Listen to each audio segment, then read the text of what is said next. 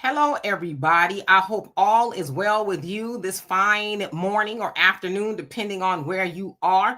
I am Demetra Kaye, obviously here on the African Diaspora News Channel, but you can always find me on my channel, the Demetra Kaye Show, here on YouTube and Facebook if you're over there, Sunday through Wednesday at 5 p.m. Central Time. And of course, you can find me here Tuesday through Thursday, 11 a.m. Central Time. So I know that was a lot of times.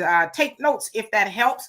But nevertheless, we are going to spend some time talking about a brother dragging Blacks for complaining about the immigrant stores in our communities. More specifically, he is saying, hey, we voted for it, right? And I like the way the brother put it. So I'll let him tell you that. And of course, we'll draw a whole bunch of stuff to that. We're going to have a very interesting conversation. But in the meantime, if you haven't already, please and thank you, get our app that we have built just for you, for us, by us, again, to deliver the news that you can use, that you will not get from mainstream media. I pointed to mainstream media like it was behind me or something. That you will not get from mainstream media. Again, they'll talk about us, but they'll never speak up for us per se. It's rare if they do that. But the good news is here, we're going to do that. We're going to have a whole host of conversations, good, bad, and different. But from my perspective, as I say on my channel, I always want to promote Black love, knowledge, and understanding of all things that go on in our community to make us an even better people, because we are a great people.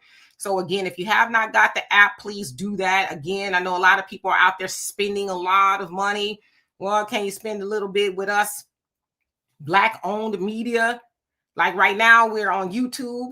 So it's not Black-owned, but we have an app that's Black-owned. So again, dig in your pocket while you out there buying the babies' toys and phones and all kind of stuff. Along with that phone, already have the app downloaded, and you say, listen, baby, I need you to spend some time on the African Diaspora News Channel app, because you're going to learn something. You're going to learn knowledge of self. You're going to learn about other places in the world, right? It's like, honestly, like an encyclopedia, for Black folks all over the world in your hand, right? So we got to start teaching our children about us and just different things. Not that we already don't.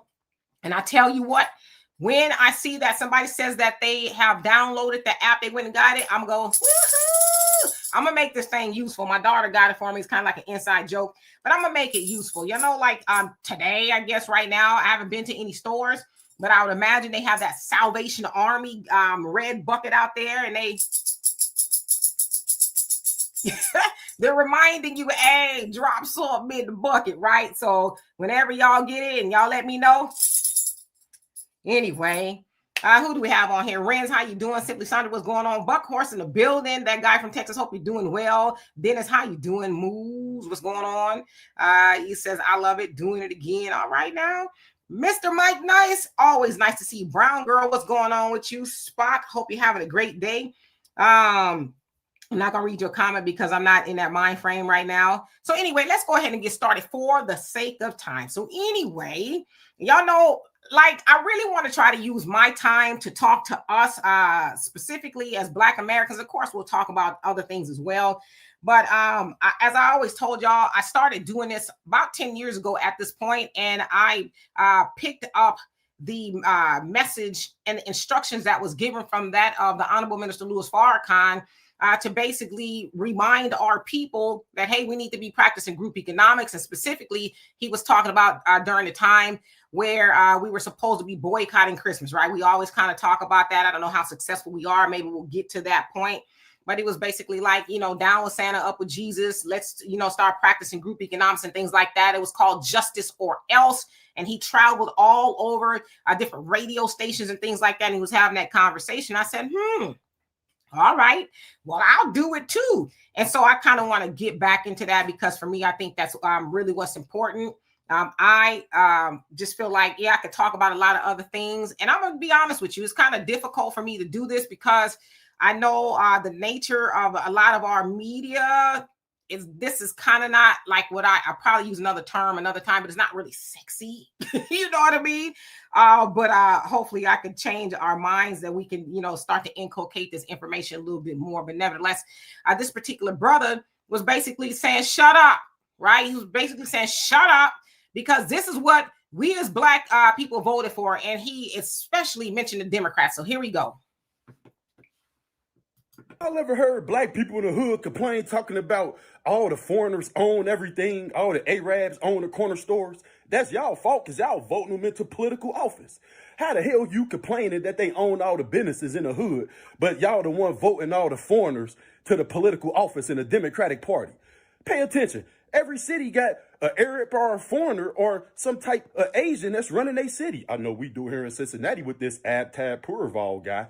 New York just elected some type of mayor whose name I can't pronounce. So get your Black ass up in that bodega and spend that money with them Arabs, since you want to vote them in office. Period. So as you said there, me personally, I love a passionate man. I do. We can't get into that here, but nevertheless, y'all heard him. He said, basically be quiet, get in that bodega, because that's what you keep voting for, right? Now, of course, with the CBC, and I looked to see exactly how many Congressional Black Caucus members are immigrants or foreigners. It didn't give me a specific number, but I did learn that there are 62 members of the Congressional Black Caucus. Now, the Congress in overall, about 15% of them are immigrants or children of immigrants. So you can kind of do what you will with that number with the Congressional Black Caucus. But for sure, we know that people like Representative Ilhan Omar from Minnesota, she is from Somalia. And of course, you guys are hearing a lot about her in the news. Trump is on her and her people's bumper. He's trying to get them out of here and all of that. I won't rehash any of that. But nevertheless, the conversation really has been steered to, well, she's doing for her people, right?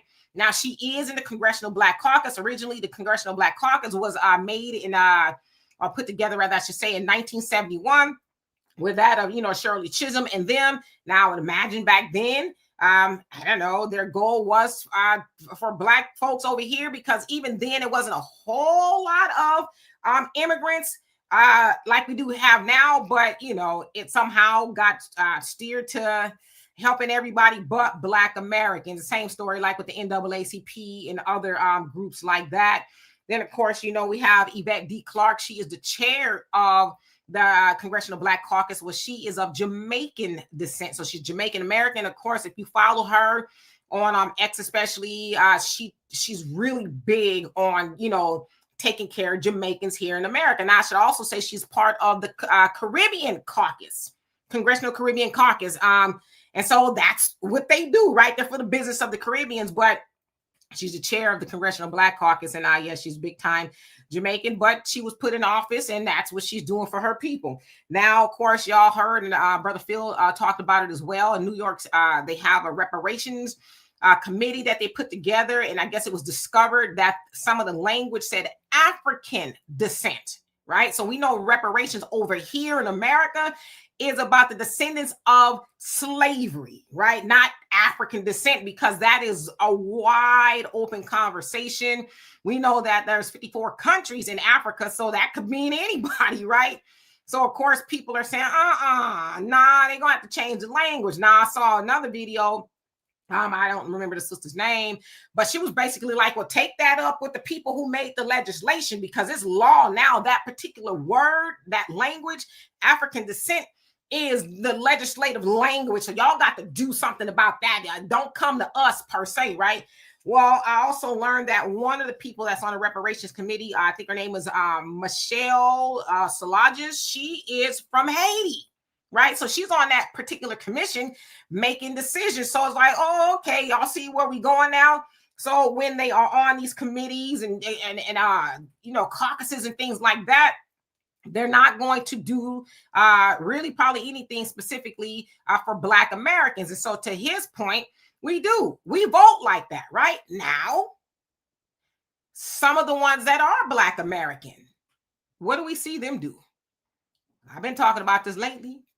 Maxine Waters, Jasmine Crockett. People say she's from somewhere. I don't know. Haven't really heard where she's from, but You know, these people who are supposed to be Black Americans, they are running in back alleys and down the street chasing ICE and getting charges and stuff behind protecting the illegal immigrants. That's what our elected officials are doing that look like us.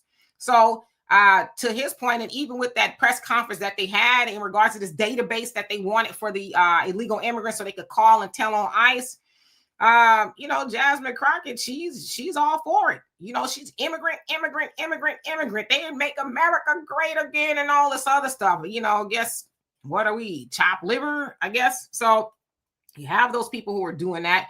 And I'd imagine, and we've seen it, even especially with the Biden administration, making sure that the immigrants had all they can get. And we've seen, you know, Mayor Brandon Johnson, right? There in Chicago, and he's getting, you know, his tailbone kicked a little bit because Chicago flips red. Is like, nah, we'll flip this mug red before we allow you to play in our face again, because we know that they sent all the immigrants, well, not all of them, but a lot of them to Chicago, the South Side to be exact, where it's predominantly Black neighborhood, and the immigrants moved up in there with a vengeance, and they got everything. New York City is a what? Black mayor, Eric Adams. He ain't gonna be there no more one term, right? But at one point in time, he was big up in for the illegal immigrants and got them money because they didn't want to eat certain foods that they were given, you know, in the shelters and stuff. They're like, I don't like that. So they said, well, we'll give them a card. It has money on it. They can go to the bodegas or whatever it is, and they can buy whatever they want. So they make sure that they're doing good. Now, of course, to what he said, as far as the stores being set up in our communities, well, we know why they do that, because the white folks is like, okay, we understand y'all got a little money, y'all want to set up something, but you ain't gonna set up here. You ain't setting up your, you know, bodegas and your pawn shops and your chicken and rice houses and your nail salons and your beauty. You ain't setting that, your liquor stores. You ain't setting that stuff up in here. But guess what? Up the way, you can go to the Black neighborhood. Yeah, we'll even make it easy for you.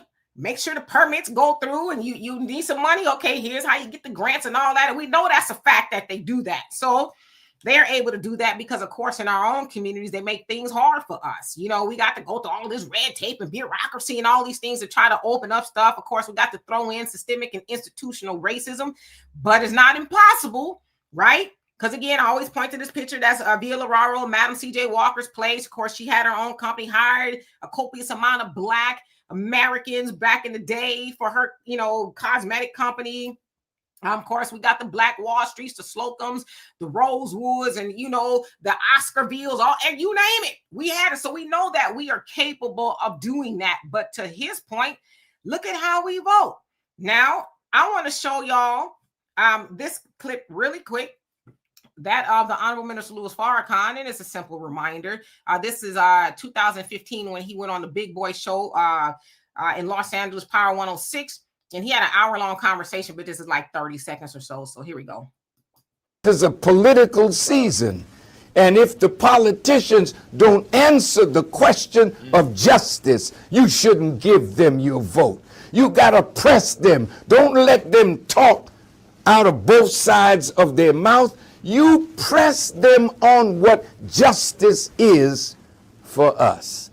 And if they don't respond to that properly, maybe then we should think about something else. Because both Democrats and Republicans, both of them have been our enemies. All right. So, ladies and gentlemen, the Honorable Minister Louis Farrakhan. So, again, he says, you know, press them. No matter if they're a Democrat or a Republican, right? Hold them to it. You know, they can't be, well, just get me in office and all this other nonsense. Nah, you really need to be doing something. All this, you know, talk is cheap. But that's how they do us, right? And you notice how he made the difference. He didn't make the difference. Rather, he said the Republicans or Democrats. And of course, we know the Honorable Elijah Muhammad said nobody in that White House is going to do anything for Black people, right? So the call was always what? To do for self. right? But again, a lot of these politicians, especially with the Black community, they got us believing, well, we can't do anything independently of them. We need them to make any moves. We can't think without them or any of that other stuff. We can't do nothing. And so often what they'll do, and I don't even know if they're doing it as of lately, they'll dangle that carrot, right? We talk about the carrot all the time. They're going to dangle that carrot in front of you. Come on now. How about a reparations study? Not reparations, study. The reparations study is the carrot, right? The HR 40 on the federal level. When a lot of Black Americans heard it, were like, finally, we're salivating, right? Like you would do if you're a horse or something, you're going to eat the carrot. And it's like, I want to eat the carrot. So then after a while, we was like, what are y'all going to do to study? And then we got to thinking, right? When we moved out of being emotional, it was like, wait a minute. It's a study.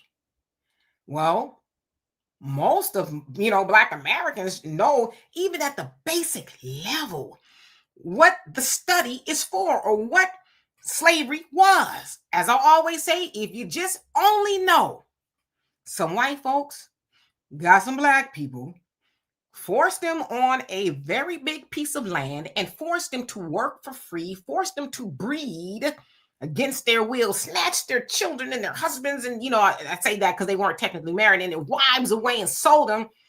That's all you need to know. Now you should know the other stuff, but I'm saying if you just knew that, what are we studying? John Conyers, hell, he was old enough to be on the plantation. Maxine Waters too. Sheila Jackson Lee, she gone on now, but she was one of the ones that took up, the battle cry, right? Okay, he's gone. I'm going to take it and we're going to do something with it. I mean, they was close enough to the plantation and we were. So what do you need to study? But see, that study is the same thing we always talk about, the hope and change. If I was to ask somebody to define hope and change, because Ann Coulter, she's big time conservative, right? She made that apparent. She was like, Obama ran around talking about hope and change, oh, hope and change. And we as Black people, and don't lie to kick it, because I know some of y'all had an Obama t-shirt. You got to change, hope and change, Obama, right? I remember it clear as day. It said H-O, and then the O, it was like Obama's face up in there that said Obama, and then it says P-E, hope. And we're like, yeah, we're getting some hope and change. But she says, he never defined it. And nobody ever asked him to define what hope and change meant. So with HR 40, we're going to get a study for reparations. But we didn't really, I don't even know what that means. Even right now, honestly, I know what some of them mean, like in California, it means nothing. But like with the HR 40, what you going to study? Y'all know everything else that goes on in this country, but you don't know what slavery was. You don't know that per special field orders number 15, we was promised 40 acres in the mule. And of course, Andrew Johnson, the president then, was like, no, you don't. Y'all don't know that. Y'all know everything, but you don't know that. But guess what? They know we didn't really know it. So they give us that little hope and change symbolism carrot type thing. All right. So we got to make sure we are careful in who we vote for. Like, nah, sucker. We hear what you're saying, but what you going to do? Because we see you want to do for everybody else, but you don't do for us, because a lot of that is our fault. Like he said, we don't care who we vote for as long as they Black, they Democrat. We going to get them in there. And then we, look at all these stores in our community. Now, I want to go over a little bit, just a tiny bit of history. If y'all don't mind, ain't going to take that long. Okay. I'm going to put this up. Okay. Now, of course, y'all know who that is. That is Latasha Harlins. Her life was taken from her by Sue Jadu in Los Angeles, South Central to be exact, in 1991. She walked into Empire Liquor to buy some orange juice. There was a little bit of, an argument. And soon you can see her in the picture there with her son, Joseph. She rather decided to take Latasha's life by, putting some, I'm trying to be careful what I say here, a bullet, into her. And she was accused of trying to steal the orange juice, but then when the police showed up, to look at Latasha's body lying there, they found the money in her hand. They also looked at the video and they saw that Latasha was walking away when Soon did what she did, right? So of course they took them a minute to arrest her, and they had a trial, and they found her guilty, but she had to do community service. She had to pay for the funeral, nothing major, right? So of course we know that a year later, the riots took place, right? The LA riots due to Rodney King. And so a lot of people said, well, Rodney King was just kind of the last straw, because there were already tensions between the Koreans and Black residents or community, people there in South Central. Has kind of been that way. Now, per this article, I put this article up because as I was doing some research, I learned something, and I know it's too small kind of for y'all to read, but I just want to tell you what it says in a highlighted place. So her son Joseph was mad. He's angry, right? He's angry because his mom is a scapegoat, and you guys are just using my mom to send a message, because again, tensions were high between the Blacks and the Koreans there. So he's like, y'all using my mom as a scapegoat, and she's innocent. She was brutalized. Again, we saw the video. That was not the case, okay? So anyway, on the top there, it says, dude, this is the son, said the Korean community turned its back on his family, but closed ranks behind Tae-Sam Park. I'm going to stop right there. Now, Tae-Sam Park was also a Korean liquor store owner, I think earlier that year or sometime before that he took the life of a Black man. Now, it is said that the Black man was trying to rob him. And the police, now there's not a lot of weight on that, but they said that it was a justified homicide, if you will, okay? But the Black people in there in South Central was like, nah. So the Brotherhood Crusade, by that of Brother Danny Bakewell, and a whole host of other community leaders was like, we sick of it, so we're gonna boycott. Right. So at this point, there was about 110-day boycott of all Korean businesses in South Central. So I'm going to keep on reading. So it says, so he took exception to them raising money for the person I just told you about for him when Black activists started a boycott of his store. Again, 110 days at this point. Now, he also says the Korean American Race Relations Emergency Fund, for example, raised $54,000, most of which eventually will go to Park as he puts the store up for sale as part of an agreement with the boycott organizers. Okay, so part of that agreement was, if y'all gonna open, this store ain't gonna open up. He is not gonna open up this store no more, right? But if the store is to open up and we're gonna stop the boycott, the store has to be sold to somebody Black. Right. So eventually they did. And I looked, there's a Black woman who owns the store. It's called Junior's Liquor Store or something like that. It's a Black woman to this day owns it. Right. So that was their non-negotiable. This store must sell or to us, or we're not going to end the boycott. So that's one time that it was effective. Now, down there at the bottom, he goes on to say Koreans need a counterpart to the Brotherhood Crusade and Nation of Islam in the Black community. Du argued, saying he would be honored to lead it. And then he quotes, the Black people, he says, the Black people, I'm not saying they're all bad, but somebody is using this little issue to achieve their goal. Black people, just because they're Black, they're trying to take it out on somebody else. And he says the second generation of Korean Americans must learn a lesson from all of this. He says, what happened to my mother and us could happen to anybody in the Korean community. So there's a couple things here.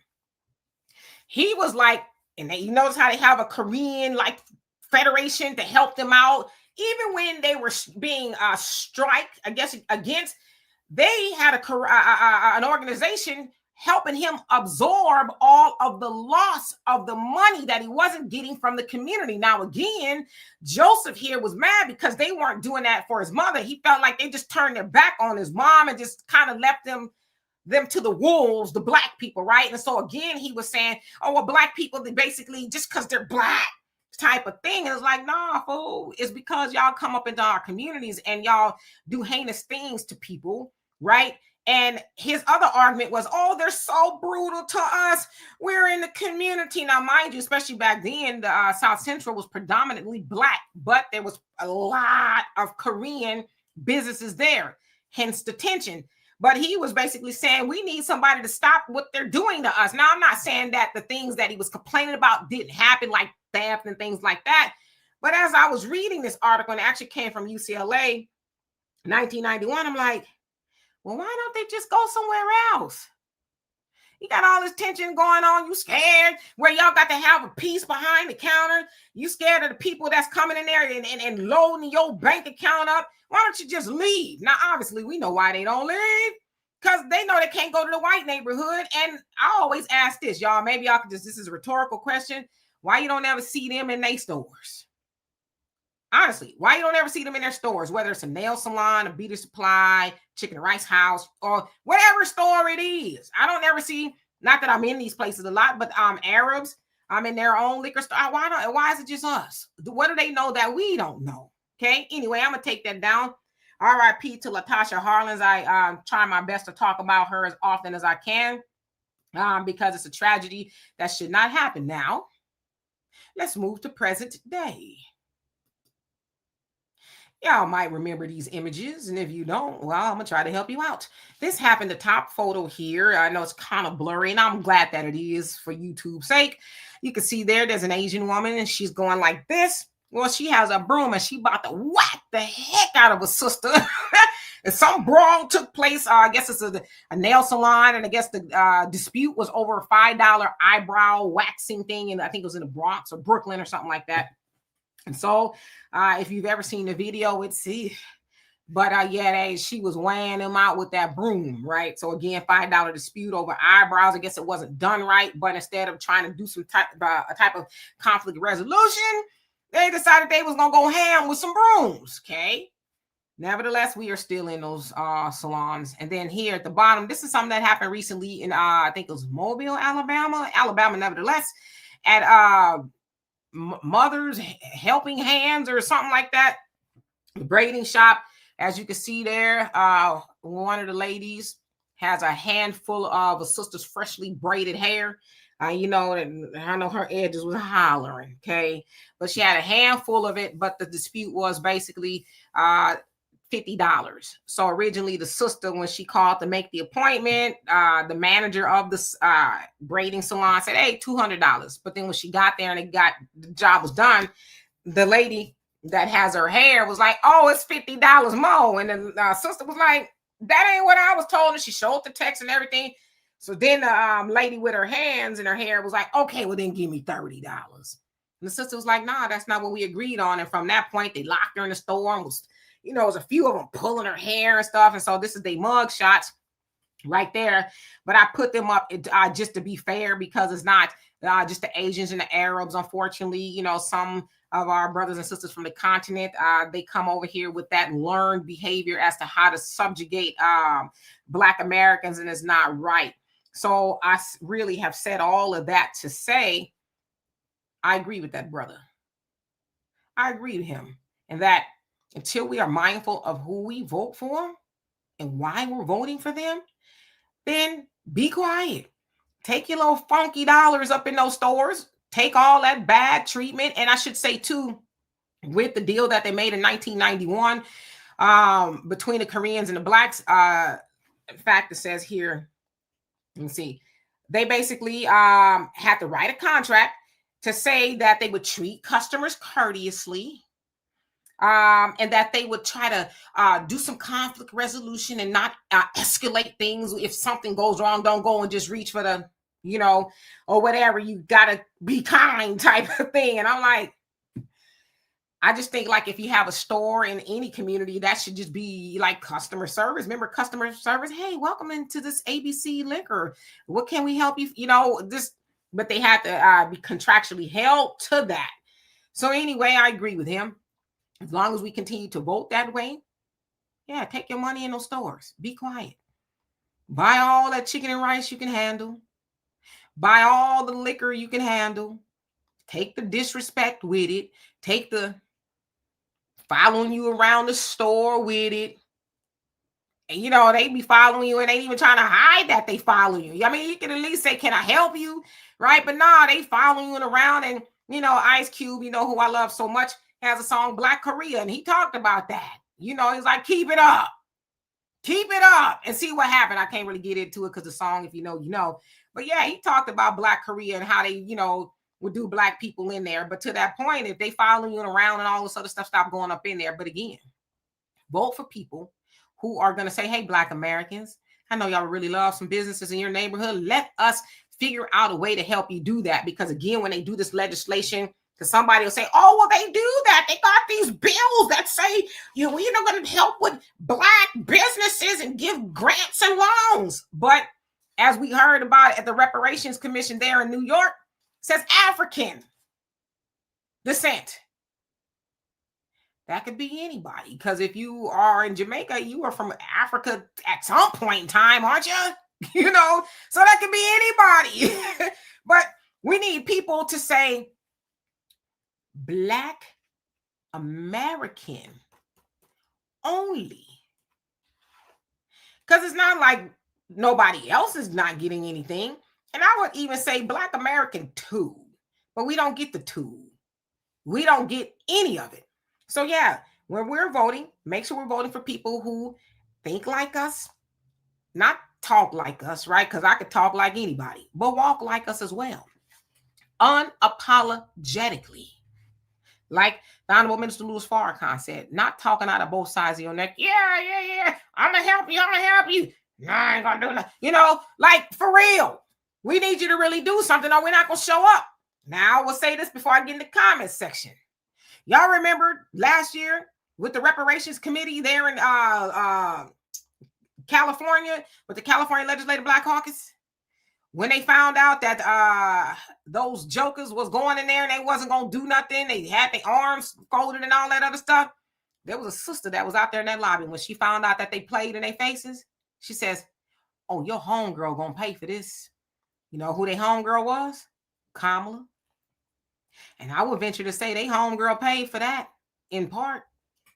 So anyway, let me see what y'all got to say. And thank you for bearing with me here. I'm gonna take some questions and answers. We go all the way back, and I'm gonna try to beat the comment section this time. So let's see, where did I leave off? Jasmine, how you doing? Good afternoon to you as well. Ginger Gaming Channel, how you doing? He says, it's funny how everybody who shares a skin tone is your brother until they hold these people accountable for their actions. Then they become the face of white supremacy. Well, yeah, you know, that's why when people say, hey, my brother, my sister's like, no, for real. You can't just say that and not be that, you know, and I am not talking necessarily about blood, but like in action. Gerald, how you doing? Hope you're doing well. Lexington, what's going on? It says Eddie Bernice Johnson is rolling over in her grave due to Jasmine Crockett's and then it said, I think, got messed up, but it means lack of service. Is that what you're trying to say? Bernadette, how you doing? Says, boycott Ramadan. Why boycott Ramadan? Well, if you don't mind me asking. Jay Sanders, how you doing? Says, brother, need a hug. Nah, I like men that are intense like that. You know, just a little gangster ain't never hurt nobody. Trust me. I said a little gangster. Woo, get in trouble here, but for real. I love passionate brothers. I really do, you know, because he says how I feel. Like, be quiet. You ain't gonna do nothing about it.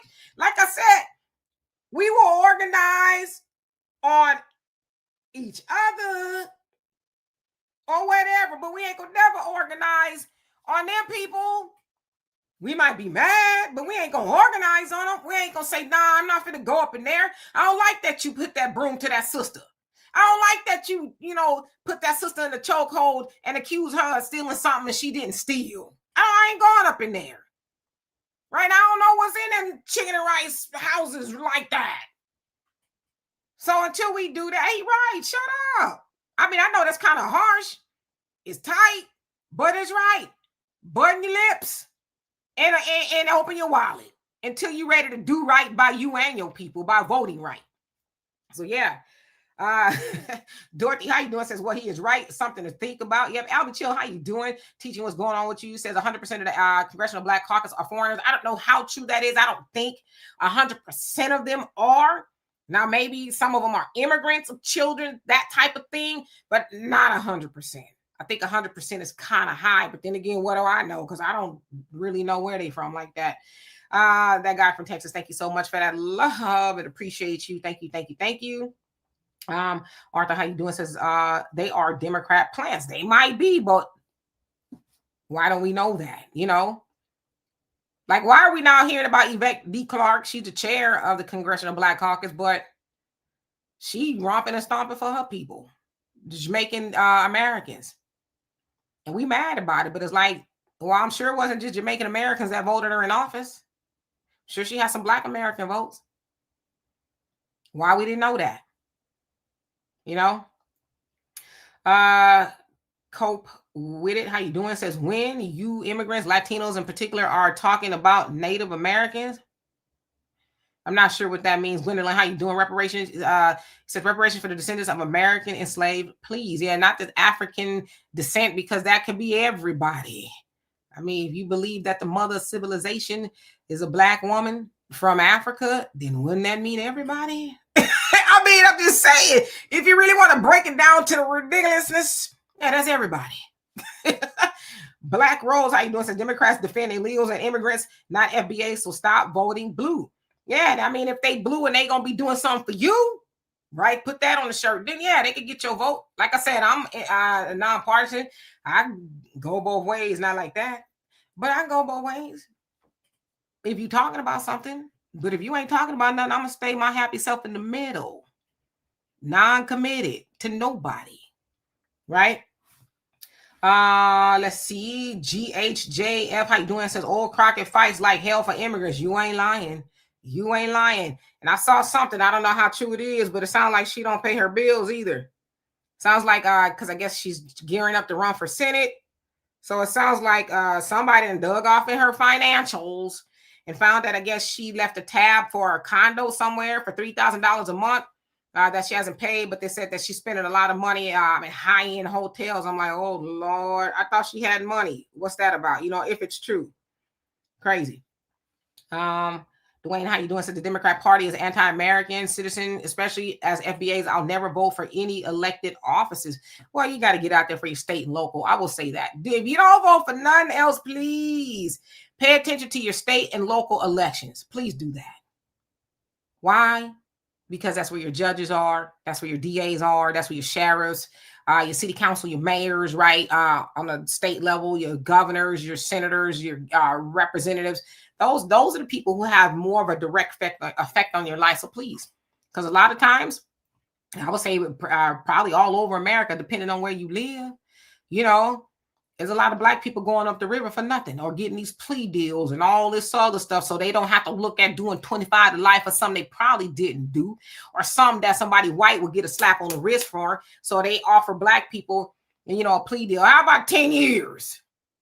Like, God, well, I didn't do it, but okay. But you know what? If you were knowledgeable about the track record of your DA that's offering those funky plea deals to people who are probably innocent, then you would say, oh, yeah, I got to get out there and vote them out. Because they got a 98, 97% track record of sending Black folks up the river for something. They putting something on their record. And I know that firsthand. Because I had a nephew who had got into it, him and his homies. Some white man actually got into it with them. They was minding their business, and he found himself in their business. Lied, called the police, you know, and they had to have a jury trial, whether they were guilty or not of doing something to that man. And luckily, they had video and all that kind of stuff. It turns out that they were vindicated. In fact, the jury said that he should have been on trial, right? But before that, the DA was trying to offer my nephew and his friends a plea deal.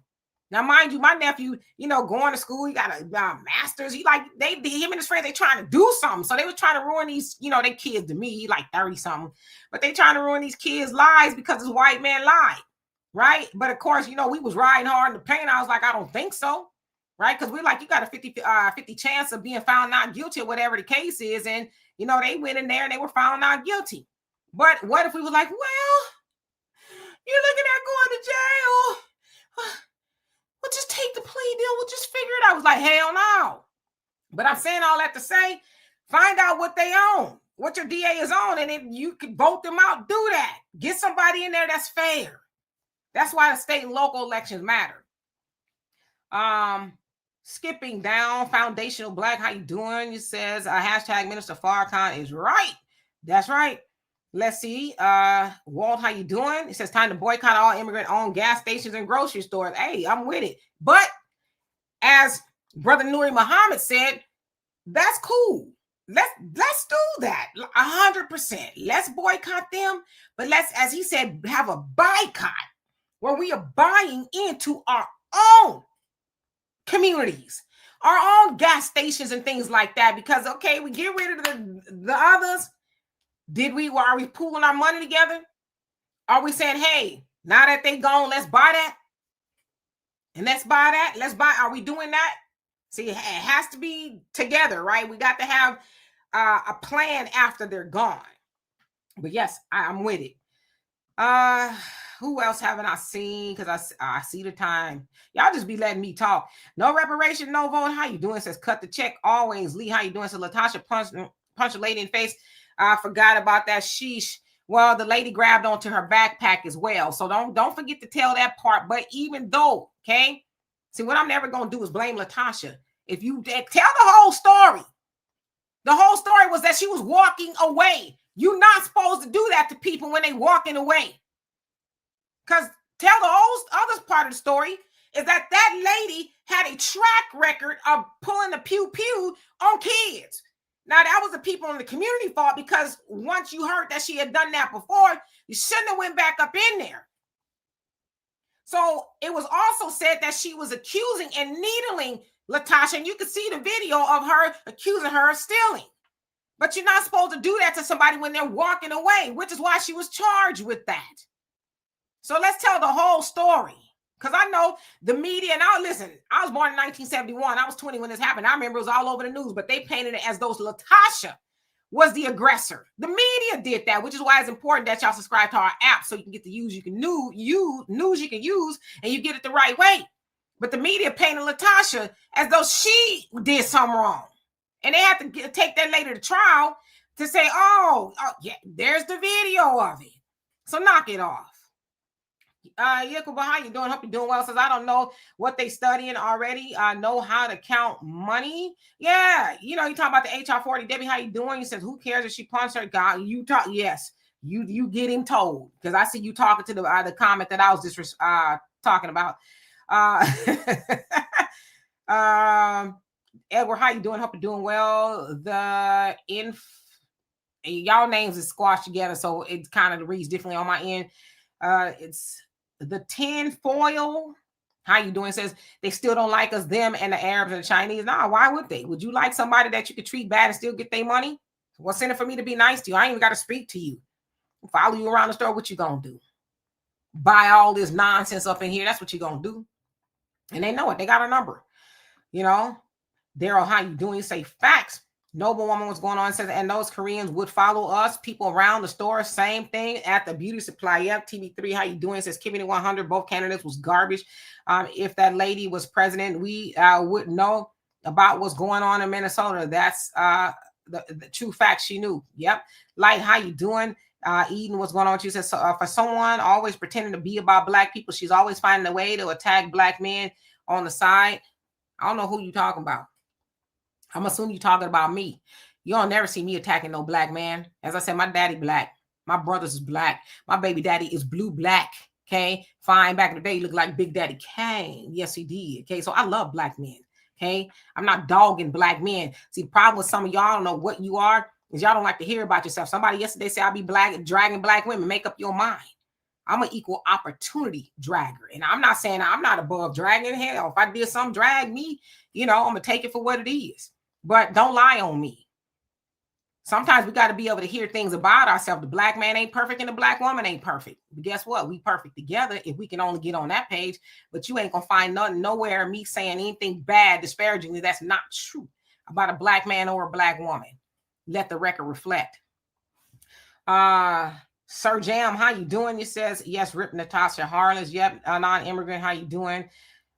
Sister Sunlight, hope you're having a great day today. Slide, what's going on with you? Say fight the power. Wandery, what's going on? Says, how about go to your closest courthouse and stand up for fathers fighting? Hey, boo, you talking to the right one. You can ask anybody. You can ask all my homies and a nephew. They'll tell you my track record about that. Oh, yes, we have pencil whipped a whole bunch of people. And when I say a whole bunch of people, I'm talking about hard-headed heifers that thought they was going to be up in there doing foolishness. I promise you, okay? So, like I said, check my record. I don't talk about everything that I do. Jamal, how you doing? Hope you're doing well. Says, that's what I call myself. That's why I call myself a Black American. Same. Myth for real, what's going on with you? Going all the way down, acknowledging every McQueen, how you doing? Says, why would you boycott Ramadan? I don't know why anybody would boycott Ramadan. Messiah, how you doing? Says, Black women need to divorce the Democrat Party like they divorced their Black husband. Yep, they need to do it, and the Black man needs to too, because the Black woman voted to the tune of 92% for Kamala, and the Black man was 78%. In fact, he was the second largest voter for Kamala Harris and the Democrats. In Los Angeles, California, the Black man for the Proposition 50 for the Democrats to steal 5 seats from the Republicans, the Black man voted more than anybody. So yes, see, I'm an equal opportunist. We all need to divorce from the Democrat Party and get right here in the middle and say, if you're going to do something for us on either side, great, I'm with it. If you're not, then I'm not. See, we got to deal with what is around here. Quan, how you doing? Says, least we forget Black August 31st, 2024. Thus, Latasha Harlins. It says, we are awakened lineage cash-based reparations for descendants of foundational Black Americans all day. Yep. And that was last year when the California Legislative Black Caucus thought they was going to play in our faces. So, yeah, and they need to be one term or whatever. This need to be their last term. KW, how you doing? Says, amen.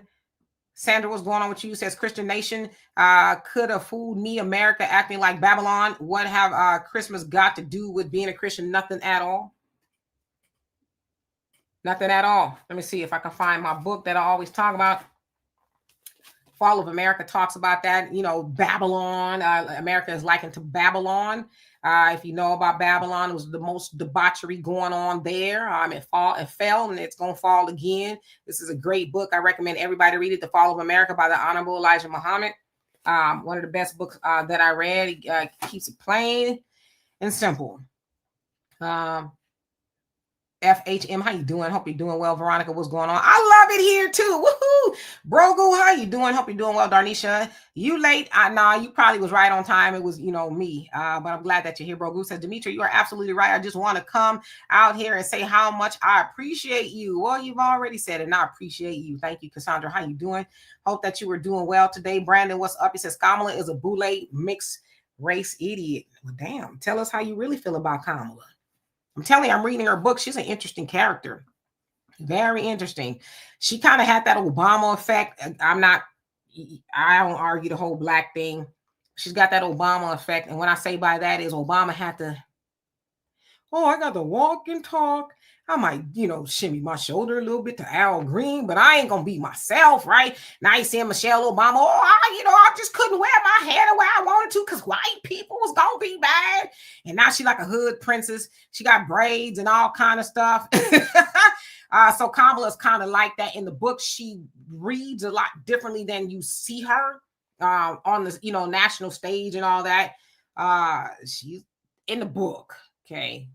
You can say whatever you want in the book, but she sounds like, she got a little thug in her. She sounds like it.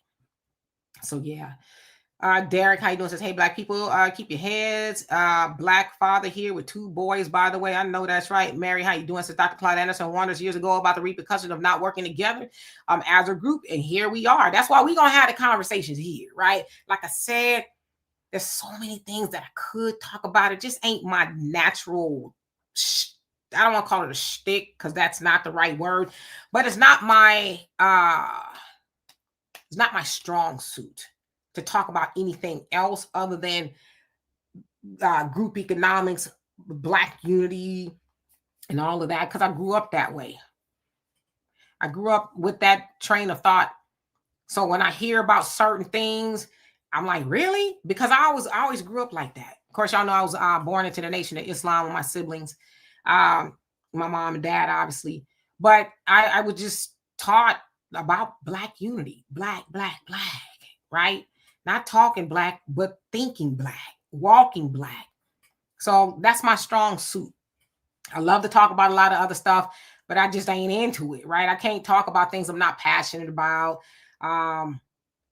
So yeah, I think this, for me, to us, is the best way that can help us. And going back 10 years ago to that of the Honorable Minister Louis Farrakhan, when he, on that particular interview with Big Boy asked him, he says, for us in the hip hop community, what would you want to see us do? And he says, anybody, with these platforms and things, you have a platform, he says you should be using it to, educate your people, using it to, unify, talking about these Black, group economics and buying the block. And that's the things we should be talking about. And so I always tell the story that during that time, I'm a California girl right through and through. Most every Sunday I was at Venice Beach. If you know anything about Venice Beach on Sundays, it's lit. Okay. Me and my daughter, we be out there just hanging out. The drum circle, don't get too close because you might get a contact, right? I don't do those things, but that's what I was doing. And then I decided to do this. Because oftentimes people say, well, what are you doing? This is my gift. This is what I do. I'm using my gift, to enlighten. And as I always say to a lot of people, there's not a lot of money in this. Not for me, it's not. But I don't do this for the money. I do it for the love of our people. Because there's a lot of things that I could be doing and not have so many gray hairs. But I don't even know why I said that. But I think I wanted to say that this is what I'd like to talk about with you all. And you all seem pretty receptive to it. And I should also say, we're not always going to agree. And that's okay, because that's where the conversation is, in the disagreement. But the goal is to get us to come somewhere in the middle and say, well, I hear what you're saying. I don't like it, but I'm going to understand what you're saying. I'm going to try to anyway, right? We're not always going to agree. But the goal for me is always going to be out of love, with love. That's why I always when I sign out, I'll be like, I love y'all dearly. Thank you so much. I don't know 99.9% of y'all on here, but I say that I love you because I really do. I love my people. And that's how we grow. That's how we grow, when we really, truly love our people. Because as I heard it, especially from the Nation of Islam, when you love your people, then you do right by your people. You don't want to harm your people. So for me, that's the best way I can show love, is to say, hey, let's have these conversations. Because that's what we need to be doing. Amazing Lovecraft, how you doing? Says, rest in peace. Yes, Latasha Harlins. She'd be a little younger than me. She was 1591. I was 20. So yeah, she'd be 49, going on 50. This year, or next year rather, I think, or this year, when she was still alive. So that's a great documentary. It's only about 13 minutes long on Netflix, called A Love Song for Latasha. Boy, I tell you, 13 minutes long. I just could not stop bawling, because again, the media painted her so just cold. That's why I always like to use this picture of her smiling, because the picture that they used, a lot of her, she wasn't smiling. Not that she was mean, but she just wasn't smiling. So I like to use that picture of her. But that particular documentary on Netflix, A Love Song for Latasha, it talked about the things she wanted to do, what she wanted to be, and just things that we never heard about her from her family and her friends' point of view. And I tell you what, I just could not stop crying, because it made her, like, I never thought she wasn't human, but it really made her human. And then you just thought about what was taken, not just from her family, but from the earth. What was taken, the future that was taken over a bottle of orange juice. So yeah, I see my time is just about up. I hope that I said hello to everybody at least once. Raven, did I say hi to you? Not hello. Desi, and we live like Memorex. Doc D Jefferson, how you doing? You heard it, right? He says, Demetra, you better tell them don't ever come for you unless you send for them. I'm just saying, it's all love. It is. Roderick, how you doing? I appreciate you as well. My aunt, what's going on with you? I think I got to everybody. A G Mosh World. I know I tore that up. I'm sorry. I salute to you as well. Yes, McQueen. Yes, she's been about 49, 50 at this point. Because I'm 40. I mean, who? See, I'm about to lie. I'm 54.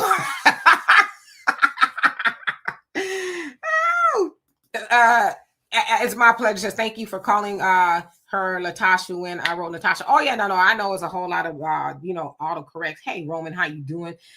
So anyway, Ajima, I'm gonna try my best to remember that for next time. Anyway, I love and appreciate every last one of y'all. Honestly, I do from the bottom of my heart. I will see y'all again on Tuesday, Wednesday, and Thursday of next week. But do me a favor, if again you haven't already, have you hit the like and subscribe and all of that? I'm assuming you did, but if you didn't, please do that.